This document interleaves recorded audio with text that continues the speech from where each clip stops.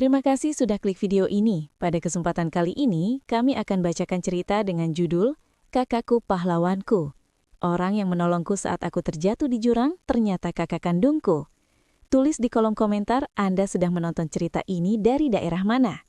Inilah cerita selengkapnya. Lorong-lorong putih Rumah Sakit Pusat Kota masih nampak sibuk meskipun jarum jam sudah menunjukkan pukul 10 malam. Sinta, seorang dokter muda dengan jas putih yang masih tersampir rapi di bahunya, menghela napas panjang di depan meja kerjanya. Baginya, menyelamatkan nyawa orang lain adalah pengabdian yang mulia. Namun ia juga manusia biasa yang butuh menyelamatkan jiwanya sendiri dari kepenatan rutinitas yang seolah tak ada habisnya. Sinta memandang sebuah foto kecil di sudut mejanya, sebuah pemandangan gunung dengan kabut tipis. Itulah tempat pelariannya, tempat di mana ia merasa benar-benar hidup dan menemukan ketenangan yang hakiki di tengah hiruk-pikuk kehidupan kota yang melelahkan. Dokter Sinta, jadwal operasi untuk minggu depan sudah keluar di sistem.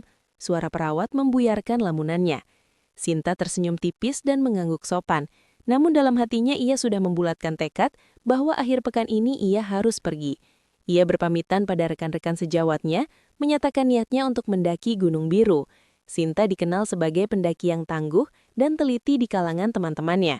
Baginya setiap tanjakan adalah pelajaran tentang kesabaran, dan setiap puncak adalah pengingat akan kerendahan hati manusia di hadapan alam semesta. Namun kali ini ada perasaan yang berbeda. Setiap kali ia memejamkan mata, ia merasa ada sebuah suara halus yang memanggilnya untuk kembali ke arah Gunung Biru. Sebuah perasaan rindu yang amat sangat mendalam, namun sulit untuk ia jelaskan secara medis maupun logika. Di sisi lain, Surya, rekan sesama dokter yang selalu merasa tersaingi oleh prestasi Sinta, diam-diam memperhatikan rencana tersebut dengan tatapan waspada. Surya menyimpan rahasia besar mengenai masa lalu Sinta, yang bahkan Sinta sendiri tidak mengetahuinya. Ia tahu bahwa desa di kaki Gunung Biru menyimpan jejak keluarga Sinta yang seharusnya tetap terkubur demi menjaga kestabilan posisi sosial mereka di kota.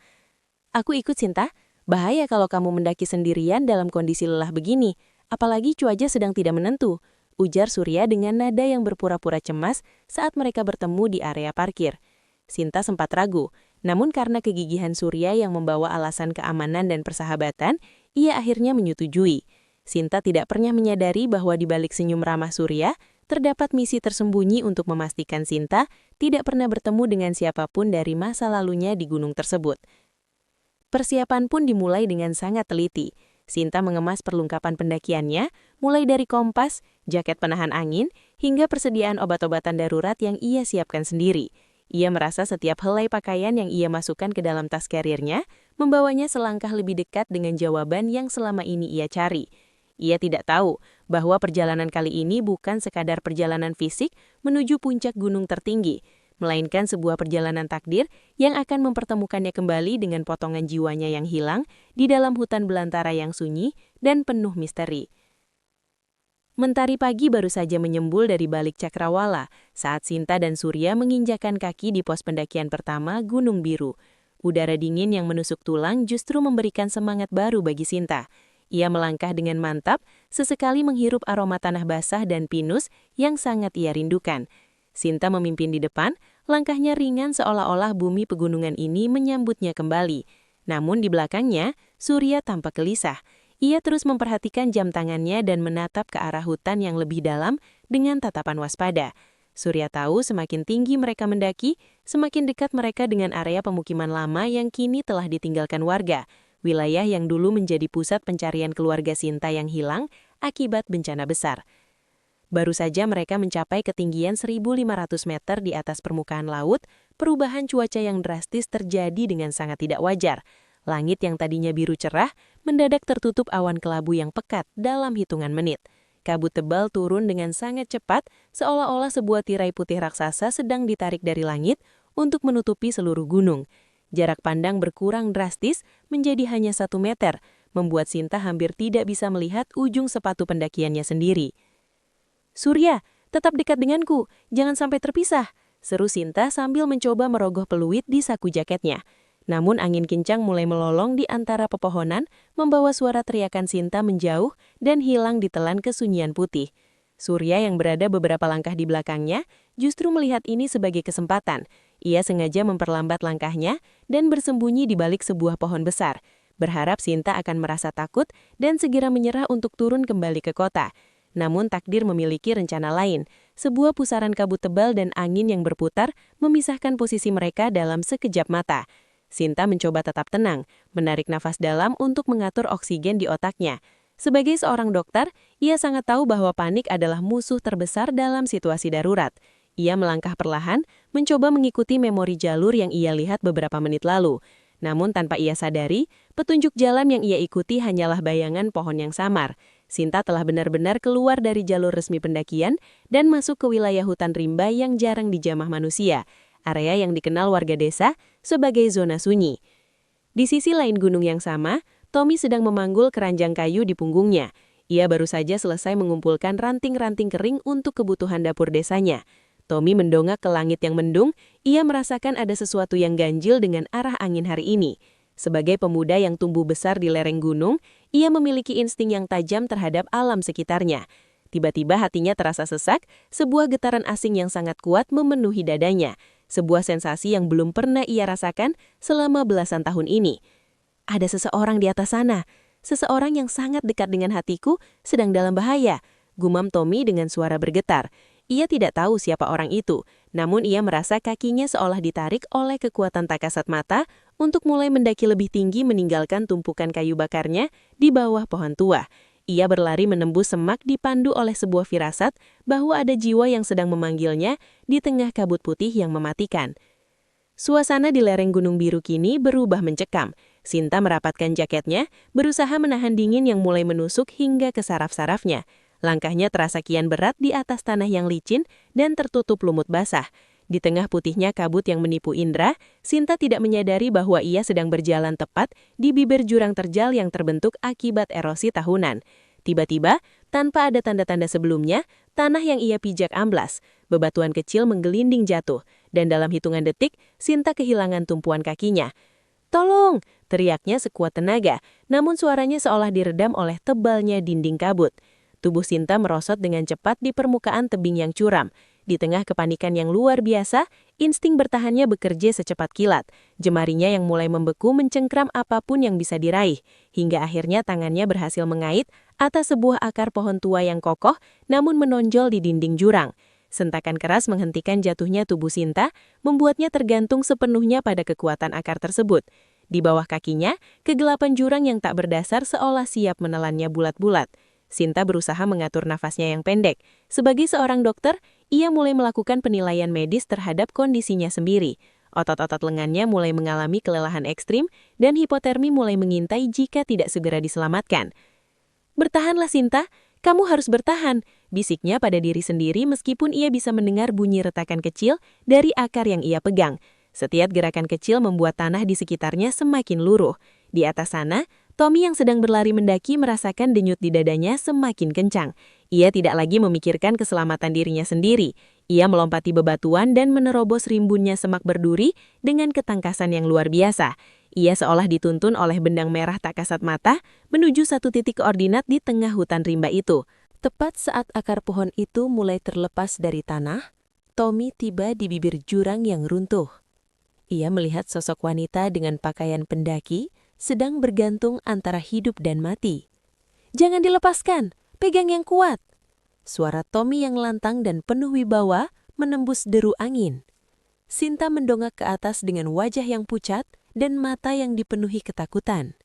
Saat mata mereka bertemu untuk pertama kalinya dalam situasi kritis ini, sebuah kedamaian yang aneh tiba-tiba menyergap hati Sinta. Ada rasa aman yang tak masuk akal saat menatap wajah pemuda asing itu. Seolah-olah ia sudah mengenal sosok penyelamatnya ini sejak lama sekali. Tommy pun terpaku sejenak.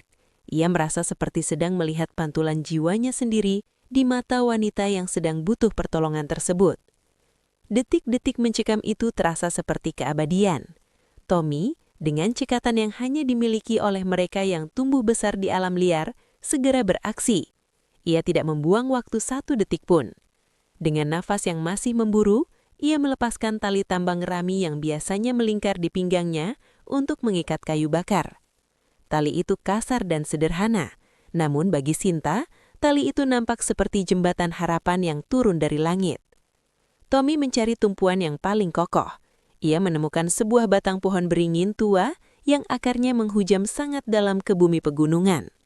Dengan gerakan terlatih, ia melilitkan tali tersebut ke batang pohon dengan simpul yang tak mungkin lepas. "Pegang tali ini dengan kedua tanganmu saat aku menurunkannya. Jangan biarkan matamu melihat ke bawah, cukup lihat ke arahku," seru Tommy. Suaranya memberikan kekuatan baru bagi Sinta yang hampir kehilangan kesadaran akibat suhu dingin yang ekstrim. Tommy perlahan menurunkan dirinya ke dinding tebing. Kaki-kakinya mencari celah pada bebatuan yang licin untuk menahan beban mereka berdua. Ketika ia cukup dekat, ia menjulurkan tangannya yang kokoh. "Sekarang, berikan tanganmu padaku." Saat jemari Sinta yang membeku akhirnya bersentuhan dengan telapak tangan Tommy yang hangat dan kasar karena kerja keras, sebuah getaran aneh yang sangat kuat menjalar melalui saraf mereka berdua. Itu bukan sekadar kontak fisik antara penyelamat dan yang diselamatkan. Itu adalah sebuah ledakan emosional yang terasa sangat akrab. Seolah-olah dua aliran sungai yang terpisah lama akhirnya kembali bertemu dalam satu muara. Sinta merasakan sebuah koneksi batin yang tak terbendung, sebuah perasaan aman yang melampaui logika medisnya. Tepat saat akar pohon yang menjadi pegangan terakhir Sinta benar-benar tercabut dari tanah, Tommy mendekap pergelangan tangan Sinta dengan kekuatan penuh. "Aku tidak akan membiarkanmu jatuh. Aku berjanji," tegas Tommy. Dengan otot-otot lengan yang menegang maksimal, ia menarik tubuh Sinta ke pelukannya, melindungi tubuh wanita itu dengan tubuhnya sendiri agar tidak terbentur dinding tebing. Dengan sisa tenaga yang luar biasa, Tommy merayap naik kembali ke bibir jurang, membawa Sinta menuju hamparan rumput yang aman. Sinta terbaring lemas, menghirup udara sebanyak mungkin sementara jantungnya masih berdegup kencang. Kabut di sekeliling mereka perlahan-lahan mulai tersibak, seolah-olah memberikan restu pada pertemuan itu. Tommy berlutut di sampingnya, memastikan pernafasan Sinta stabil. Saat itulah, Tommy melihat sebuah kilauan perak yang menyembul dari balik kerah jaket Sinta yang tersingkap. Sebuah liontin kecil yang sangat ia kenali polanya. Getaran di kepala Tommy kembali muncul, sebuah bayangan masa kecil yang samar tentang seorang adik kecil yang menangis sambil memegang liontin serupa. Tommy menggelengkan kepalanya, mencoba fokus pada kondisi darurat Sinta yang kini mulai pingsan karena kelelahan batin dan fisik yang teramat sangat. Setelah melalui badai trauma di tepi jurang, kesadaran Sinta akhirnya menyerah pada kelelahan yang luar biasa. Dunianya menjadi gelap tepat saat ia merasakan beban tubuhnya berpindah ke tangan yang kokoh. Tommy, tanpa ragu sedikit pun, mengangkat tubuh dokter muda itu ke punggungnya. Ia berjalan menembus sisa-sisa kabut yang mulai terurai, menuruni jalan setapak yang licin dengan langkah yang luar biasa stabil. Sebagai pemuda gunung, Tommy tahu setiap jengkal tanah di sini. Langkah kakinya yang mantap seolah ritme jantung yang memberikan rasa aman meski Sinta dalam keadaan tidak sadar. Perjalanan itu berakhir di sebuah gubuk kayu sederhana yang tersembunyi di balik rimbunnya pohon-pohon pinus, jauh dari keramaian desa. Tommy merebahkan Sinta di atas balai-balai bambu yang beralaskan kain tenun kasar namun bersih. Dengan cekatan, ia menyalakan perapian di sudut ruangan. Kayu-kayu kering yang ia kumpulkan seharian kini memberikan kehangatan yang merambat ke seluruh ruangan mungil itu, mengusir sisa dingin pegunungan yang sempat merasuk ke tulang Sinta. Tommy mulai meracik teh herbal dari daun-daun hutan dan akar-akaran yang resepnya ia warisi turun-temurun dari mendiang ayahnya. Aroma wangi rempah mulai memenuhi udara, menciptakan suasana yang sangat menenangkan. Sinta mulai mengerjalkan matanya perlahan.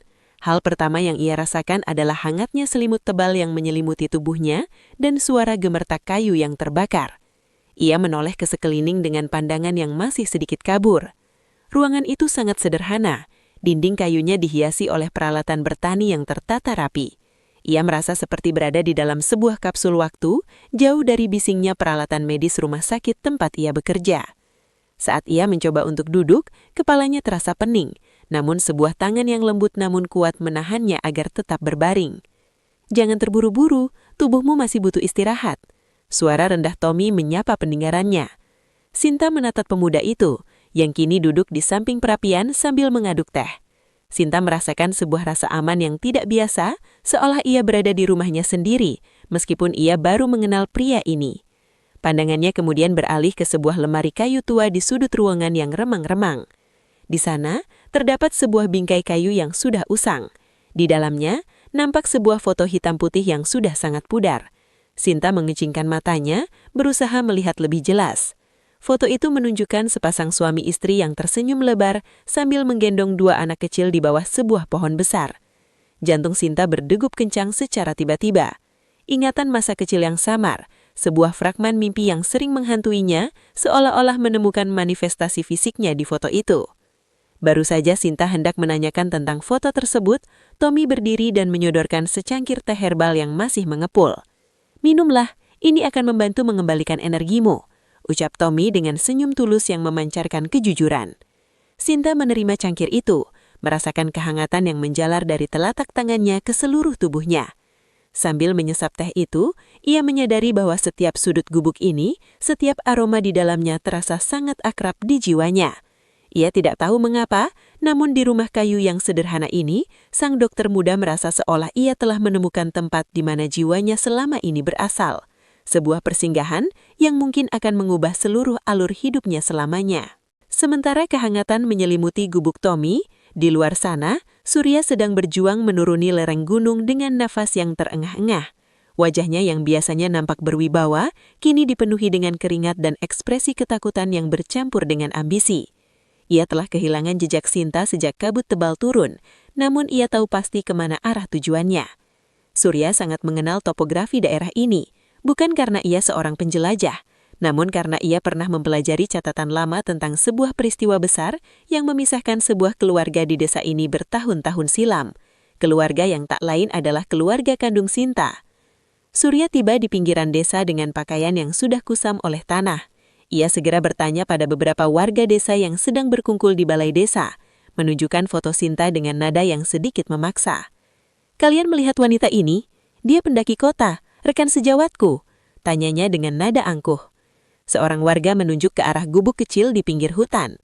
Begitu mendengar bahwa Sinta dibawa ke gubuk seorang pemuda pencari kayu, jantung Surya berdegup kencang karena rasa kecemasan. Ia takut jika waktu yang dihabiskan Sinta di desa ini akan membangkitkan ingatan-ingatan masa kecil yang selama ini ia bantu kubur rapat-rapat bersama rahasia rumah sakit. Langkah kaki Surya yang kasar terdengar menghantam lantai kayu teras gubuk Tommy. Tanpa mengetuk pintu dengan sopan, ia menyeruak masuk. Pandangannya langsung tertuju pada Sinta yang sedang duduk tenang sambil memegang cangkir teh. Tampak sangat akrab dengan Tommy. "Sinta, syukurlah kamu tidak apa-apa," seru Surya dengan suara yang dibuat-buat cemas, namun matanya menatap tajam ke arah Tommy dengan tatapan merendahkan. Ia segera menghampiri Sinta, mencoba menarik lengannya dengan halus namun memaksa. "Ayo kita pergi dari sini. Tempat ini tidak aman untukmu. Kita tidak tahu siapa orang asing ini dan apa niat sebenarnya." Sinta melepaskan tangannya dari genggaman Surya dengan tenang namun tegas. "Surya, pemuda ini yang menyelamatkanku saat aku tergantung di jurang. Jika bukan karena dia, aku mungkin tidak akan ada di sini sekarang," ujar Sinta dengan nada yang tegas namun sopan. Sinta merasa terusik dengan sikap Surya yang begitu tidak ramah kepada orang yang telah berjasa padanya. Tommy sendiri hanya diam berdiri di sudut ruangan. Ia tidak merasa perlu membela diri, karena baginya menolong orang adalah kewajiban tanpa pamrih. Namun ia bisa merasakan aura ketidaksukaan yang sangat besar terpancar dari Surya, sebuah kecurigaan yang terasa personal. Surya tertawa sinis, mencoba meremehkan aksi heroik Tommy di hadapan Sinta. "Sinta, kamu ini dokter, kamu terlalu naif. Orang-orang desa seringkali melakukan ini hanya untuk mendapatkan imbalan atau memiliki maksud tersembunyi yang tidak kita pahami. Kita harus segera kembali ke kota. Ada banyak pasien yang menunggumu, dan fasilitas medis di sini sangat buruk untuk memulihkan kondisimu," cecar Surya. Ia terus berusaha mendominasi percakapan, mencoba mengalihkan perhatian Sinta agar tidak sempat memperhatikan foto-foto lama atau benda-benda bersejarah di dalam gubuk itu. Sinta menatap Surya dengan tatapan yang berbeda dari biasanya. Ia mulai melihat sisi lain dari rekannya itu, sisi yang penuh dengan prasangka dan kecemasan yang terasa sangat mencurigakan. Pertemuan ini menjadi awal dari benteng pertahanan Surya untuk memisahkan Sinta dari takdir aslinya. Suasana di dalam gubuk kayu itu mendadak menjadi hening setelah perdebatan kecil antara Sinta dan Surya. Cahaya matahari pagi yang menyelinap melalui celah dinding kayu menciptakan garis-garis terang yang menyoroti debu-debu halus yang berterbangan. Sinta duduk di tepi balai-balai. Jari jemarinya secara tidak sadar meraba lehernya, mencari sesuatu yang selalu menjadi sumber kekuatannya selama belasan tahun ini. Ia menarik sebuah rantai perak halus dari balik kerah jaketnya.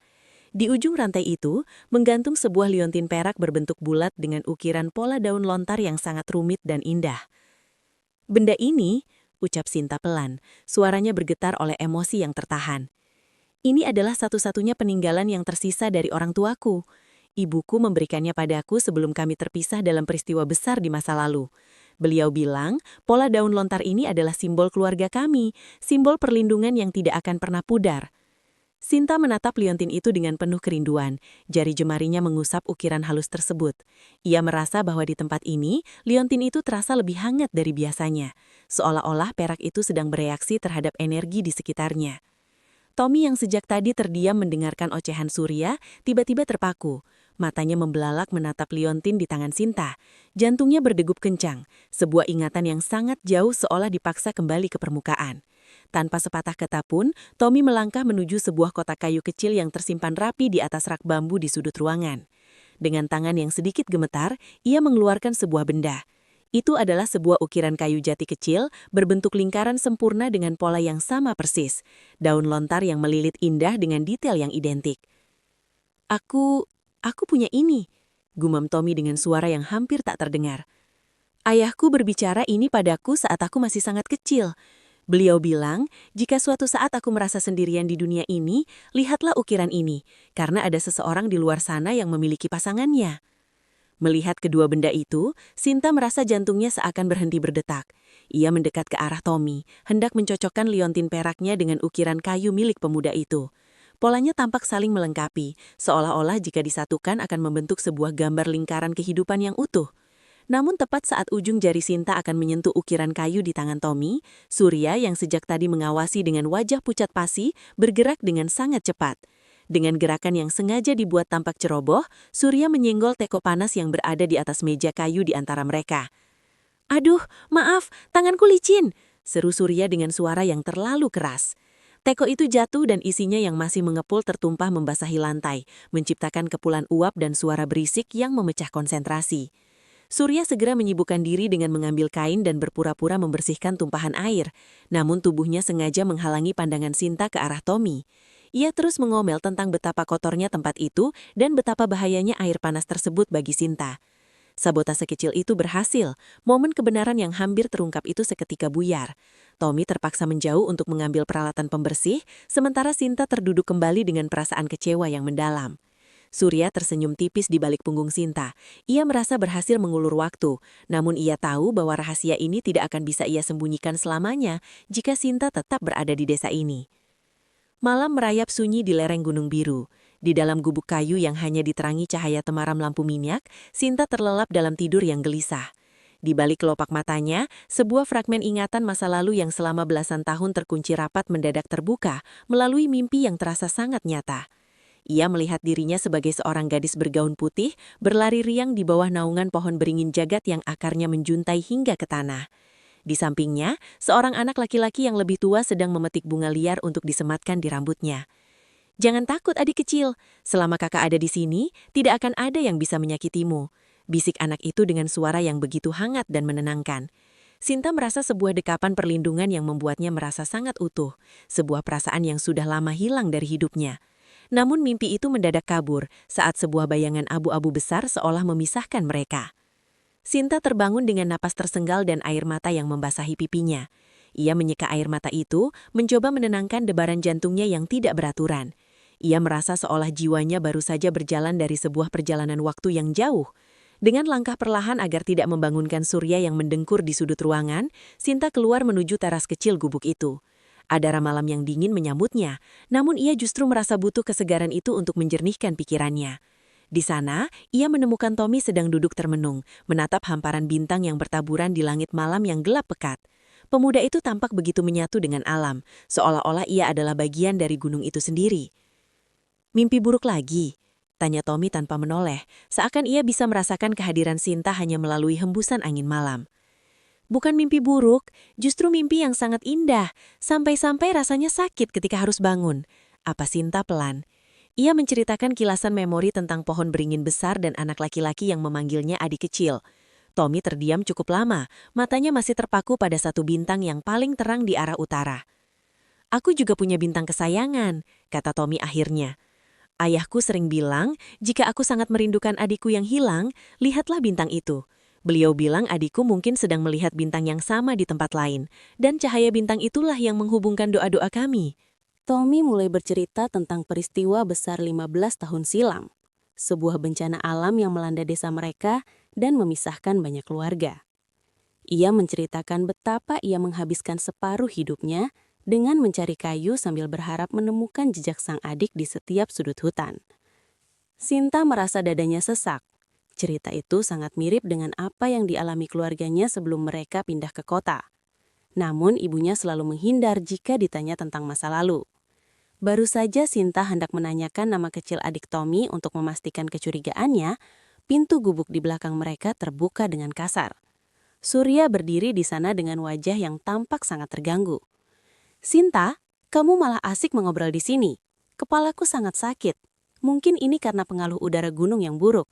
Sebagai dokter, tolong periksa aku sekarang," seru Surya dengan nada menuntut yang dibuat-buat.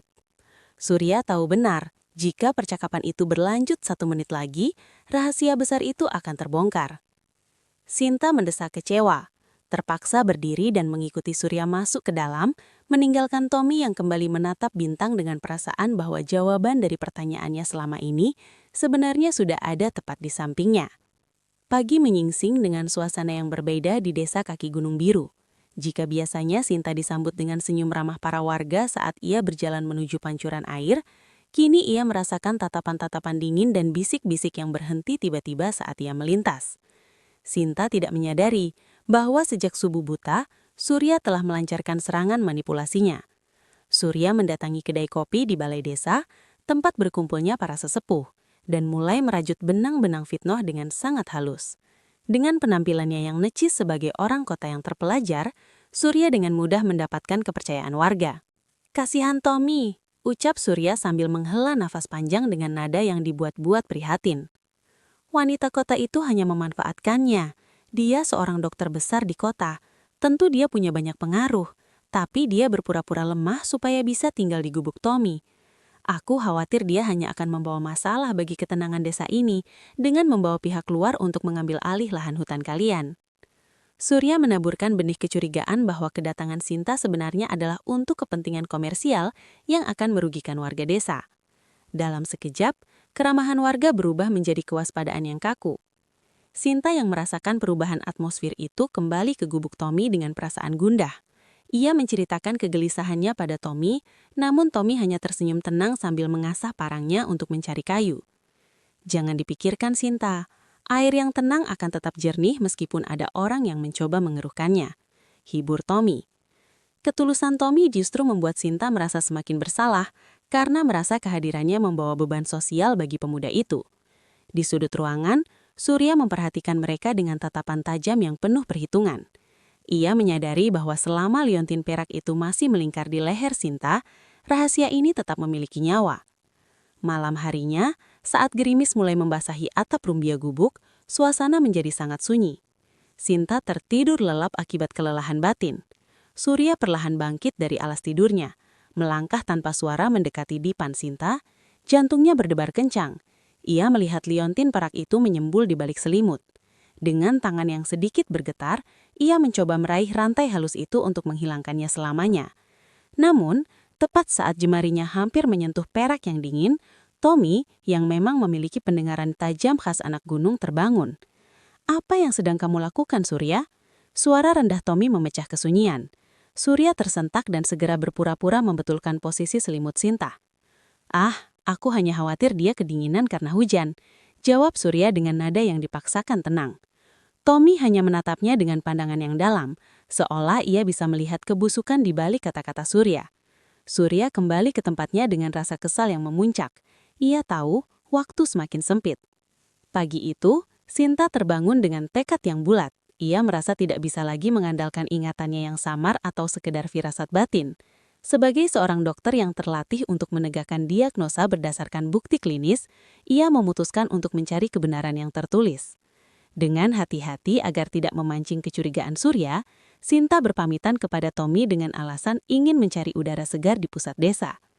Langkah kakinya membawa Sinta menuju balai desa, sebuah bangunan tua berarsitektur jati yang tampak kokoh, namun menyimpan debu-debu sejarah di setiap sudutnya.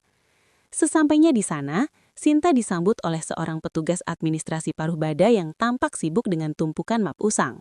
Sinta menggunakan kecakapannya dalam berkomunikasi, mengaku sebagai periset medis yang sedang meneliti data demografi pasca peristiwa besar 15 tahun silam. Petugas itu yang terkesan dengan kesantunan Sinta, mengantarnya ke sebuah ruangan kecil di bagian belakang yang dipenuhi lemari besi berkarat. Di dalam ruangan yang beraroma kertas tua dan kayu lembab, Sinta mulai membuka map-map besar yang tersusun rapi menurut tahun.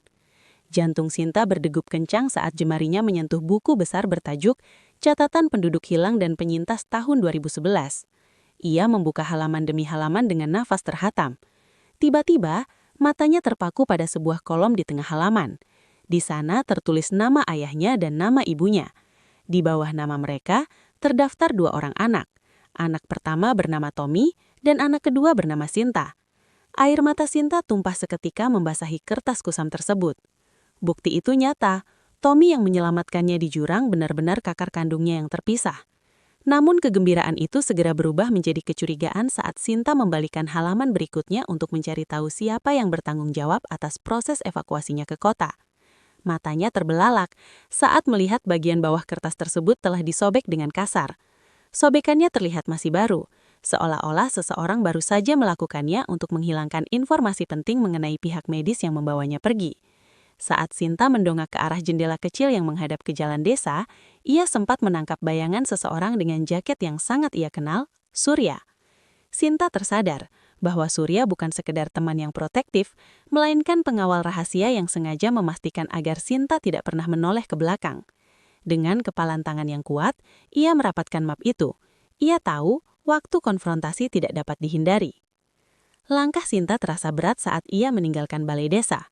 Pikirannya berkecamuk antara rasa haru karena telah melihat namanya bersandingan dengan nama Tommy di dokumen resmi dan amarah yang meledak-ledak kepada Surya atas sabotase yang ia lakukan. Namun Sinta memilih untuk menyimpan rahasia itu sejenak. Ia ingin bukti fisik yang lebih kuat agar tidak memberi harapan palsu pada Tommy. Saat sampai di gubuk, Tommy sudah menunggunya dengan senyum yang begitu jernih. "Kamu terlihat sangat terbebani. Sinta, ayo, ada tempat yang ingin kutunjukkan padamu. Tempat ini selalu bisa mendamaikan hatiku," ajak Tommy. Tommy membawa Sinta menyusuri jalan setapak rahasia yang hanya diketahui oleh para penebang kayu. Mereka sampai ke sebuah lembah tersembunyi yang dipenuhi oleh bunga-bunga liar berwarna ungu dan emas yang menari di tiup angin pegunungan.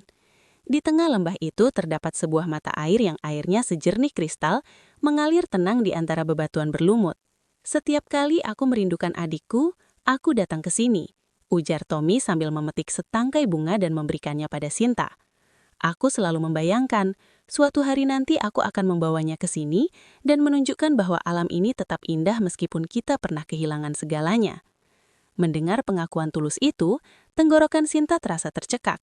Ia menatap bunga di tangannya, lalu menatap wajah Tommy yang tampak begitu tulus. Ia ingin sekali menghambur ke pelukan pemuda itu dan berteriak, "Aku adikmu, Kak." Namun akal sehatnya menahan diri. Di lembah yang sunyi itu, ikatan batin mereka terasa semakin kuat, mengalahkan segala keraguan medis yang pernah Sinta miliki. Sinta menyadari bahwa ketulusan Tommy adalah obat yang lebih manjur daripada obat kimia manapun di rumah sakitnya. Namun, kedamaian itu segera terusik. Surya yang diam-diam mengawasi mereka menggunakan teropong dari kejauhan, merasa terancam dengan kedekatan mereka. Ia tahu bahwa satu kata pengakuan saja akan menghancurkan seluruh rencananya. Surya segera melakukan langkah nekat. Ia kembali ke gubuk lebih dulu, meminum ramuan yang membuatnya terlihat sangat pucat, dan sengaja menjatuhkan diri di depan pintu tepat saat Sinta dan Tommy kembali. "Sinta, tolong aku, kepalaku sangat sakit," rintih Surya dengan suara yang dibuat lemah. Sebagai seorang dokter, insting kemanusiaan Sinta langsung bangkit. Ia segera memeriksa Surya, mengesampingkan momen emosionalnya dengan Tommy. Surya tersenyum dalam hati. Ia berhasil menggunakan sumpah jabatan Sinta untuk menarik perhatiannya kembali, memisahkan Sinta dari kesempatan berbicara empat mata dengan Tommy malam itu. Cahaya fajar baru saja membelah kegelapan malam saat Sinta menyelinap keluar dari gubuk. Ia mengambil kesempatan selagi Surya masih tertidur pula setelah sandiwara sakitnya semalam. Hati Sinta berdebar kencang. Ia merasa kakinya seolah dituntun oleh kekuatan tak kasat mata menuju sebuah area di pinggiran desa yang sering muncul dalam kilasan mimpinya. Setelah berjalan menembus kabut pagi yang dingin, langkah Sinta terhenti di depan sebuah pemandangan yang luar biasa. Di sana berdiri sebuah pohon beringin raksasa dengan akar-akar gantung yang menjuntai seperti tirai alam yang sakral. Pohon itu persis dengan yang ada dalam mimpinya. Di bawah naungan dahan-dahannya yang rimbun, Sinta melihat Tommy sedang duduk termenung. Pemuda itu tampak sedang membersihkan ukiran kayu daun lontarnya dengan sepotong kain bersih. "Aku tahu kamu akan datang ke sini, Sinta," ucap Tommy tanpa menoleh.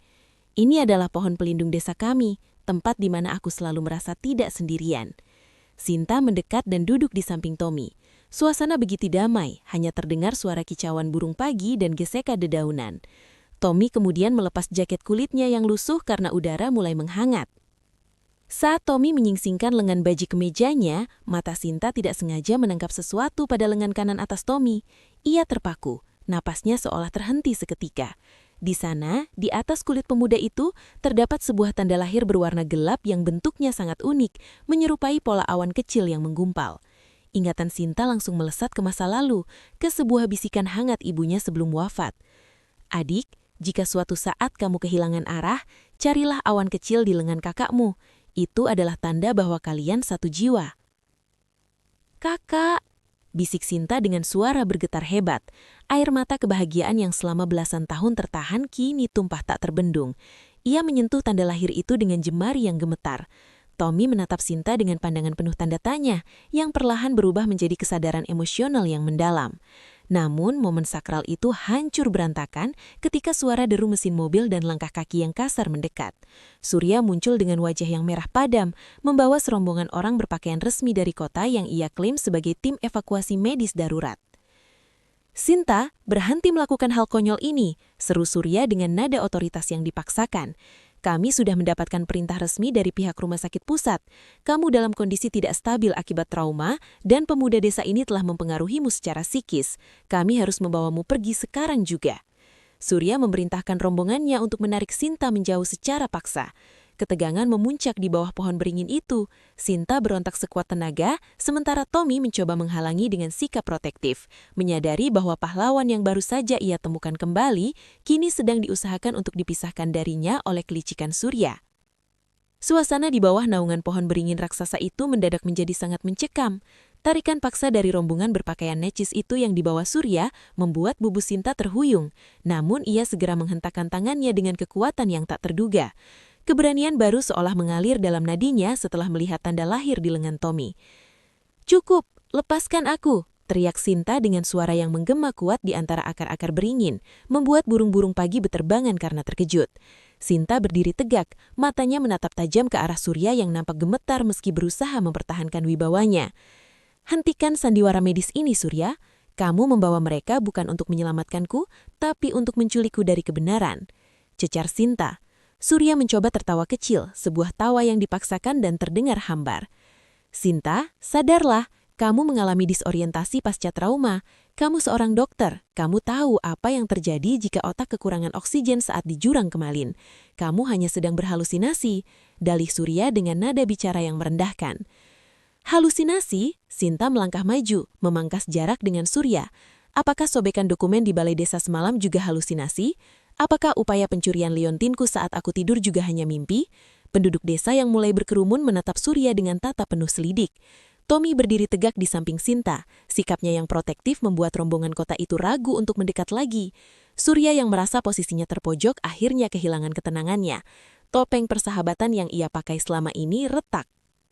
"Iya, aku yang menyobek kertas itu. Aku juga yang menyembunyikan surat dari ayahmu," teriak Surya tiba-tiba, suaranya serak karena emosi yang meluap.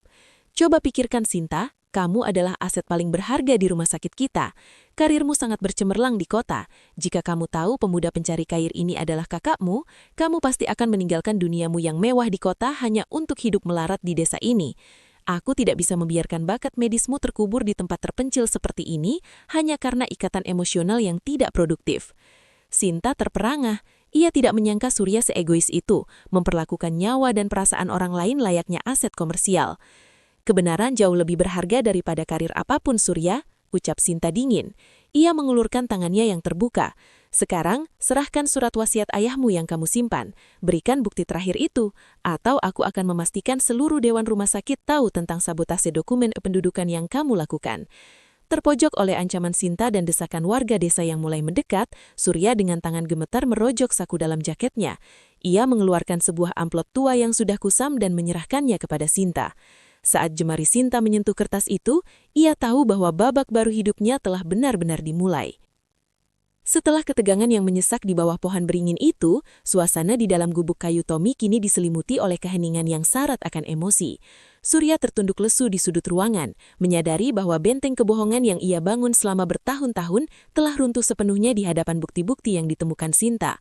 Dengan tangan yang masih sedikit gemetar, Sinta memegang amplop coklat kusam yang tadi ia rebut dari Surya.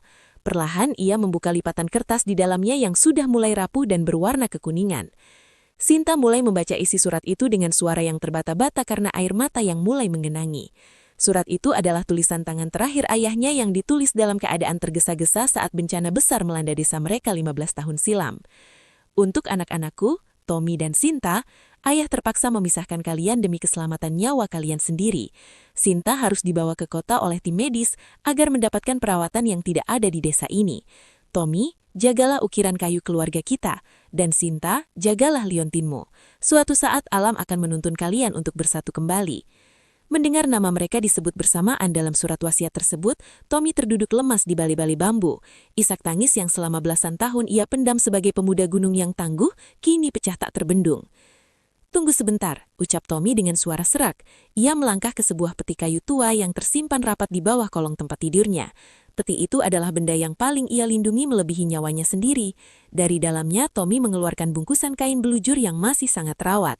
Saat bungkusan itu dibuka, nampaklah sepotong selimut bayi berwarna biru langit dengan sulaman tangan berbentuk rasi bintang kecil di setiap tepinya. Sinta tertegun. Napasnya seolah terhenti. Dengan tangan gemetar, ia merogoh tas pendakiannya dan mengeluarkan sebuah dompet kecil yang berisi potongan kain selupa, namun berwarna merah muda. Ketika kedua potongan kain itu didekatkan dan disatukan, pola sulaman rasi bintangnya menyambung dengan sempurna, membentuk satu konstelasi langit yang utuh. "Kakak!" bisik Sinta dengan suara yang nyaris tak terdengar, namun syarat akan kasih sayang. Air mata kebahagiaan kini membasuh wajah keduanya. Tidak ada lagi keraguan, tidak ada lagi rahasia. Tommy, pemuda desa yang menyelamatkannya di jurang maut, adalah kakak kandungnya yang selama ini ia cari dalam setiap mimpinya. Mereka berdua berpelukan erat di tengah gubuk sederhana itu. Sebuah pelukan yang menyatukan kembali dua jiwa yang sempat terpisah oleh takdir yang kejam. Warga desa yang berdiri di teras luar ikut meneteskan air mata haru, menyadari bahwa pahlawan sejati bagi Sinta adalah darah dagingnya sendiri yang tak pernah berhenti menantinya di kaki gunung ini. Mentari pagi menyapa desa di kaki Gunung Biru dengan kehangatan yang berbeda hari ini.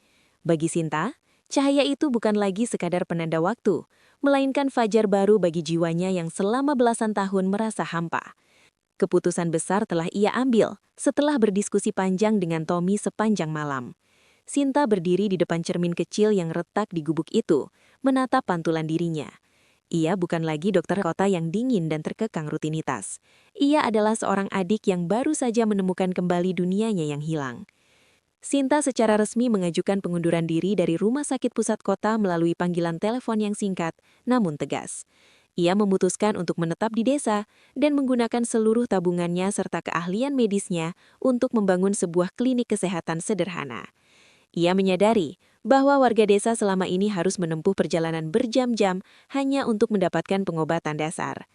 Tommy, dengan semangat yang meluap, memimpin warga desa untuk bergotong royong membersihkan lahan di samping gubuk mereka. Warga yang sebelumnya sempat terhasut oleh fitnah Surya, kini datang membawa hasil bumi dan tenaga, menebus rasa bersalah mereka dengan kasih sayang yang tulus kepada Sinta dan Tommy. Surya datang menemui mereka di tepi jurang tempat kejadian itu bermula. Wajahnya tidak lagi memancarkan ambisi yang tajam, melainkan penyesalan yang mendalam. Ia menyerahkan sebuah buku catatan kecil milik Sinta yang sempat ia sembunyikan. Maafkan aku, Sinta. Aku salah menilai arti kesuksesan. Aku mengira karir hebatmu di kota adalah segalanya, sampai aku melihat binar matamu saat memeluk kakakmu semalam. Ucap Surya pelan sebelum akhirnya ia memutuskan untuk kembali ke kota guna mempertanggungjawabkan perbuatannya dan memulai hidup baru yang lebih jujur. Sinta berdiri di bibir jurang itu, menatap ke arah gunung yang puncaknya tertutup salju tipis. Ia menggenggam erat tangan Tommy, pahlawan sejatinya. Kejadian aku jatuh ke jurang ini ternyata bukan sebuah kecelakaan, Kak. Itu adalah cara Tuhan untuk menarikku pulang, bisik Sinta. Tommy merangkul bahu adiknya dengan protektif, menatap hamparan hijau hutan yang kini menjadi tempat pengabdian mereka. Di bawah langit biru yang luas, mereka berjanji tidak akan pernah terpisah lagi. Sinta akhirnya menyadari bahwa pahlawan sejati tidak selalu memakai jubah atau gelar mentereng. Kadang, pahlawan itu adalah sosok yang setia menanti di kaki gunung, memegang erat kenangan masa kecil hingga takdir mempertemukan mereka kembali. Tamat.